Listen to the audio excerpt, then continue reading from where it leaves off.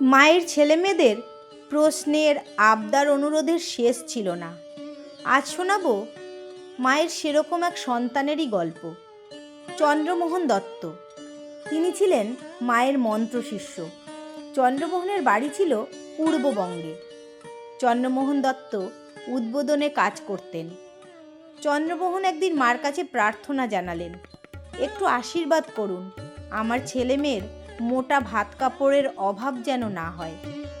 ছোটোখাটো আবদার নয়, শুধু নিজের জন্যও নয়, ছেলে মেয়ে সকলের হয়ে বরাবরের জন্য। মা চন্দ্রমোহনকে অভয় দিলেন, দেখো, তোমার সংসার আমার সংসার একই সংসার। তোমার ছেলে মেয়েদের সব সময় আশীর্বাদ করি। আমি আশীর্বাদ করছি কোনো দিনও ওদের মোটা ভাত কাপড়ের অভাব হবে না। চন্দ্রমোহন যা প্রার্থনা করেছিলেন তার থেকেও অনেক বেশি সেদিন পেয়েছিলেন। বহু বছর পরে তার মেয়ে শ্রীমার বাড়িতে তার বাবার কাজ করার ওই ঘটনার স্মৃতিচারণ করে লিখেছিলেন, মার আশীর্বাদে তাদের মোটা ভাত কাপড়ের অভাব হয়নি।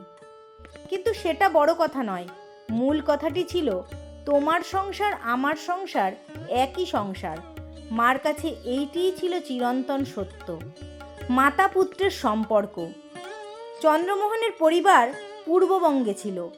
একবার পদ্মার বন্যায় তার বাড়ি ঘর সব ভেসে গিয়ে অসহায় অবস্থায় পড়লে মা গোপনে তাকে 300 টাকা দিয়েছিলেন, দিয়ে বলেছিলেন দেশে গিয়ে ওদের একটা ব্যবস্থা করে দিয়ে এসো। একদিন কথায় কথায় শ্রীসীমা বললেন, আমার সন্তানদের আর জন্ম হবে না।